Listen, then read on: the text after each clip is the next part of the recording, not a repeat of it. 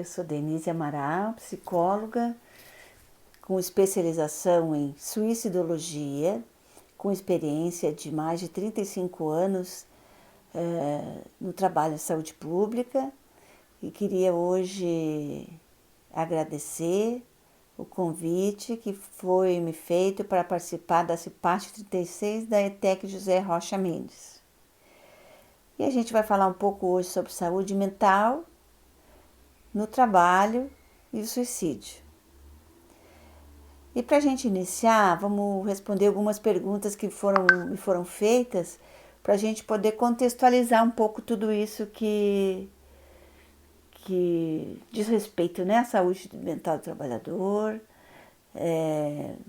como é que são essas relações de trabalho, o que o suicídio tem a ver com tudo isso, e de que forma prevenir e de que forma o suicídio aparece, né, toda essa questão. Então, de uma forma geral, a saúde do trabalhador e da trabalhadora pode ser entendido como um conjunto de fatores que determinam a qualidade de vida, como as condições adequadas de alimentação, moradia, educação, transporte, lazer, acesso aos bens e serviços essenciais que contribuem para a saúde de todos.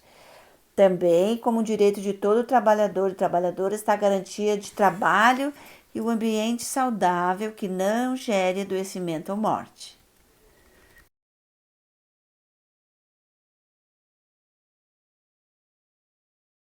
Se a gente for pensar em tudo isso, a gente vai ver que desde os tempos mais remotos, o trabalho ocupa um lugar importante na vida dos indivíduos. Na pré-história, na história antiga, o trabalho era tido como fonte de sobrevivência. Com o passar do tempo, outras funções foram sendo agregadas ao sentido do trabalho. Atualmente, o trabalho envolve também o sentido de bem-estar, autorrealização, fonte de prazer e importante fator na construção da subjetividade dos sujeitos. Deste modo, o trabalho, ocupando um lugar tão relevante na vida das pessoas, passa a ter relação direta com as condições de saúde, tanto física quanto mental. O trabalho, por ser um dos fatores centrais na construção da subjetividade humana, afeta a relação de prazer e sofrimento no trabalho, que por sua vez pode se transformar em adoecimento físico e psíquico. Daí sua estreita ligação com a saúde.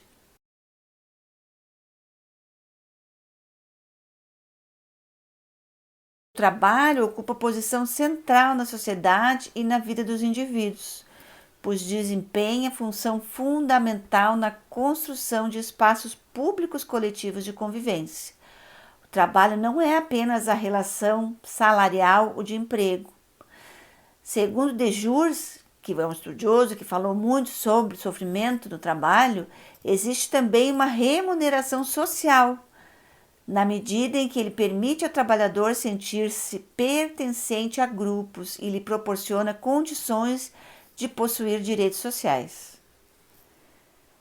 O reconhecimento é um fator ligado à valorização do investimento, do esforço e do sofrimento empregados no desenvolvimento do trabalho. Tal dinâmica permite ao sujeito a construção de sua identidade, interpretada aqui como experiência de prazer e de realização pessoal. O reconhecimento é uma forma de retribuição que a organização do trabalho oferece ao trabalhador em contrapartida pela sua contribuição. E se esse reconhecimento terá um papel sobre a construção da sua identidade. De reconhecimento em reconhecimento, o indivíduo ultrapassa etapas com as quais ele transforma a si mesmo. Essa transformação se dá pelo olhar dos outros, mas também pelo olhar da sociedade, como alguém que progride ao longo de uma vida que se realiza.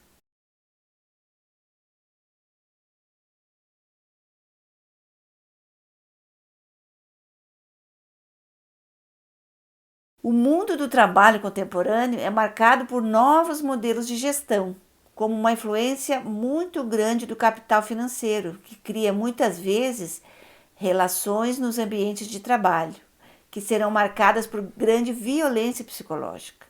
Os casos mais extremos irão se configurar como assédio moral no trabalho. Esse assédio moral pode ser entendido como uma situação extrema de agressividade vivida no ambiente de trabalho, especialmente marcada por comportamentos e ou omissões repetitivos num dado tempo.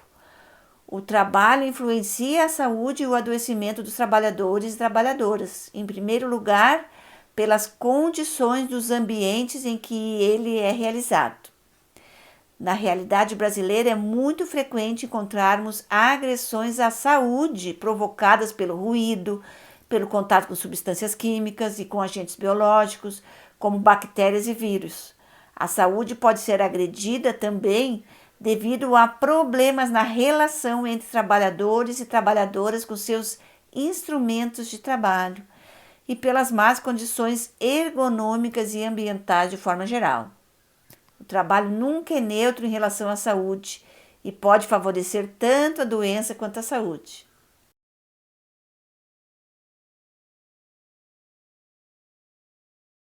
Existe ainda grande dificuldade para definição e condutas e procedimentos estruturados para investigação e para o acompanhamento terapêutico dos trabalhadores com sofrimento mental relacionado ao trabalho. Contribuem para essa situação a complexidade do desenvolvimento dos distúrbios psíquicos, as dificuldades para a realização de diagnósticos diferenciais e para o estabelecimento da relação com o trabalho. Os novos modelos de gestão, muito frequentemente, levam ao desaparecimento dos coletivos de trabalho e ao isolamento das pessoas. E quando elas começam a afundar-se, ninguém vem ajudá-las. A não ser em situações muito raras, dificilmente um trabalhador irá a uma consulta para falar do seu trabalho. Isso não está previsto nas práticas de atenção à saúde e, por isso, é necessário construir-se um modelo de atendimento que possa incorporar na sua rotina essas questões. Uma das grandes dificuldades está em separar o que é da história de cada um do que é provocado por esses novos modelos de gestão e das relações de trabalho. O esforço de separação dessas duas fontes é necessário. Caso contrário, a tendência será, tanto para o profissional de saúde que atende, quanto para o próprio trabalhador, considerar que toda a sua sintomatologia tem uma causa exclusivamente endógena, ou seja, levando o trabalhador a vivenciar o quadro que apresenta como de sua exclusiva responsabilidade. O sofrimento psíquico relacionado ao trabalho nem sempre produz sintomas claros. Durante muito tempo, o usuário ou trabalhador pode apresentar apenas uma sintomatologia inespecífica, que pode ser confundida com várias outras doenças.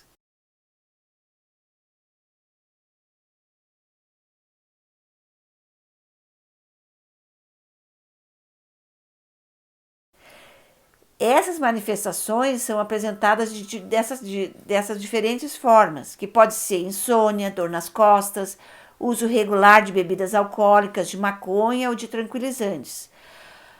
Pode ser também uma debilidade generalizada, dores abdominais, dores musculares, dores articulares, distúrbios do sono, distúrbios do apetite, irritabilidade aumentada, angústia, ansiedade, excitação, tristeza, choro frequente, sentimentos de mal-estar indefinidos. Pode ser também distúrbios de concentração, distúrbios de memória, dificuldades para tomar iniciativas ou decisões.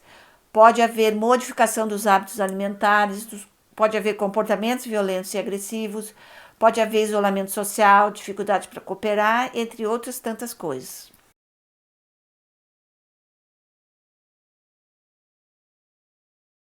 De todos esses aspectos relacionados ao trabalho, lembramos que alguns dados mais especificamente sobre suicídio, que é um dos riscos que os trabalhadores têm a partir do sofrimento emocional do trabalho, que são, de maneira geral, cerca de 800 mil pessoas morrem por suicídio todos os anos no mundo. Para cada suicídio, há muito mais pessoas que tentam a cada ano. Aproximadamente 20 pessoas tentam suicídio para cada suicídio consumado. O suicídio é a segunda causa de morte entre jovens com idade entre 15 e 29 anos. É muita coisa. 79% dos suicídios no mundo ocorrem em países de baixa e média renda. Ingestão de pesticidas, enforcamento e armas de fogo estão entre os métodos mais comuns de suicídio no mundo inteiro. E aqui a gente lembra que não devemos divulgar os meios e os métodos de suicídio na mídia, nem entre os trabalhadores numa empresa. Estes dados são apenas para consumo interno, para os profissionais de saúde, para os profissionais que trabalham na prevenção, como técnicos de segurança do trabalho e outros.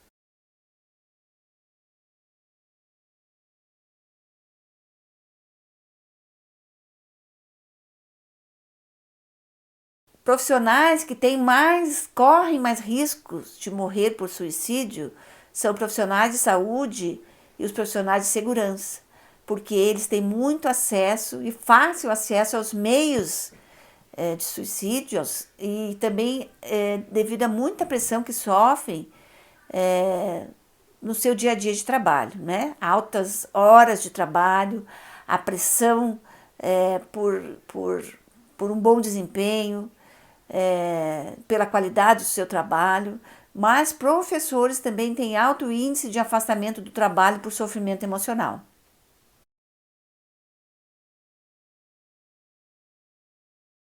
Não há uma única causa. O suicídio tem uma natureza dilemática, complexa e multidimensional. Por isso dizemos que é um fenômeno com causas multifatoriais, não é um diagnóstico ou uma doença. Tem fatores objetivos, tem fatores subjetivos e fatores sociais. Dr. Neuri Botega, que é um psiquiatra estudioso do suicídio, vai dizer que o suicídio é um drama pessoal que transcorre num palco de relações interpessoais em um ambiente social, político e cultural. Ele pode acontecer porque aconteceu uma turbulência emocional em um acontecimento doloroso e isso leva a pessoa a um colapso existencial. Pode ser porque acontece uma exacerbação de uma doença mental que a pessoa já tinha, que é muito comum. A grande maioria das pessoas que se matam tem doenças mentais pré-existentes e isso desorganiza muito a pessoa. E em ambos os casos existe uma dor psíquica insuportável e isso pode fazer a pessoa querer sair da vida. É preciso levar em conta fatores como a história de vida da pessoa, doenças mentais, personalidade, as fases específicas do ciclo vital. Idosos se matam muito frequentemente, a cultura dessa pessoa, as forças sociais, o contexto que ela vive, a religião, a política, a própria economia em que essa pessoa está inserida. Lembro aqui as pessoas que se suicidaram em 1929, quando houve a quebra da Bolsa em Nova York. Foi muito comum, muitas pessoas se suicidaram nesse momento. Mas o que é importante lembrar e esclarecer é que a pessoa que tenta o suicídio, ela não quer morrer. Ela quer matar a dor emocional que ela sente. Ela quer tirar aquela dor de dentro dela. E muitas vezes ela acha que a única forma é tirando a própria vida. Por isso é importante tratar as pessoas dentro das empresas com muita empatia e compaixão. Ninguém sabe o que cada colega pode estar passando.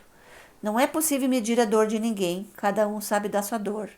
Nós podemos oferecer ajuda, nós podemos oferecer acolhimento, encaminhar para tratamento especializado, mas jamais julgar ou diminuir a dor de alguém. Então a gente vai sempre pensar o que é preciso.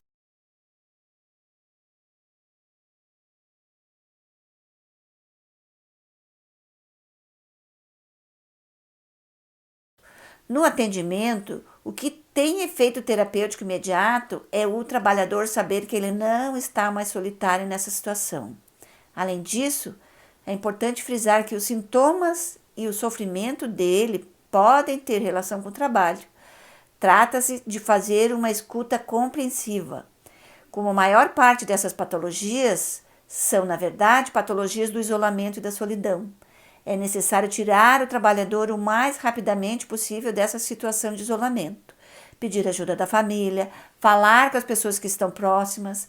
Também é importante ocupar-se do que tem origem no intrapsíquico, do que está dentro desta pessoa e na trajetória pessoal dela, para levar à tomada de consciência de que é necessário descolar as questões singulares, específicas do sujeito da organização do trabalho, que o tornou doente.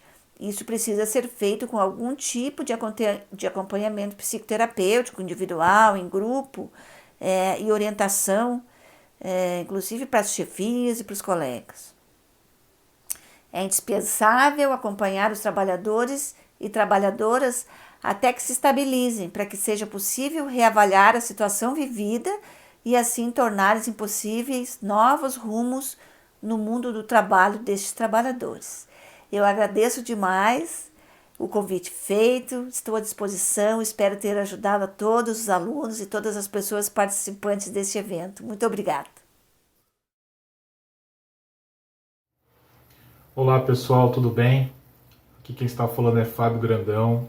Eu sou coordenador do grupo Mãos Estendidas, projeto de apoio aos moradores em situação de rua da nossa cidade de São Paulo. Projeto que completou agora em abril 22 anos. Iniciou-se com um grupo de jovens ligados a um núcleo religioso da Zona Leste de São Paulo. Mas o nosso projeto ele é totalmente social. Durante 11 anos mais ou menos, saíamos todos os sábados à noite, distribuindo cerca de 300 marmitex aos nossos irmãos de rua. Conforme o tempo foi passando, percebemos que se tivéssemos local para fazer um atendimento digno a esses nossos irmãos, realmente faríamos a diferença na vida deles. Assim, em 2010, chegamos à realização deste sonho, com a inauguração do Lar Mãos Estendidas. A partir deste momento, o nosso foco de atuação foi em realmente resolver a necessidade maior daquele assistido. Todo assistido que começou a frequentar a casa, ele passa por um cadastro, onde sabemos um pouco do seu histórico, sabemos um pouco das suas necessidades e juntos propomos a alternativa da mudança. Além da alimentação, que é a porta de entrada, sabendo que ela não pode ser a porta de saída, temos outras atividades que vão acontecendo durante este período. Alimentação, entrega de roupas, banho, kit de higiene, caminhamento para emprego, curso, documentação, contato com a família, referência postal, tratamento de saúde, psicólogo, advogado, artesanato. Várias atividades vão acontecendo dentro do nosso projeto. E o nosso foco é suprir as necessidades mais básicas desses nossos assistidos, que é a alimentação, que são as roupas e o material de higiene. Assim continuamos na nossa jornada de muito amor, de muita dedicação, sabedores sim que o bem sempre vence. Obrigado a todos. Estendo o meu convite para que vocês conheçam o nosso projeto, visitem as nossas páginas de mídias sociais, para que juntos a gente possa ajudar ainda mais e fazer a diferença no mundo.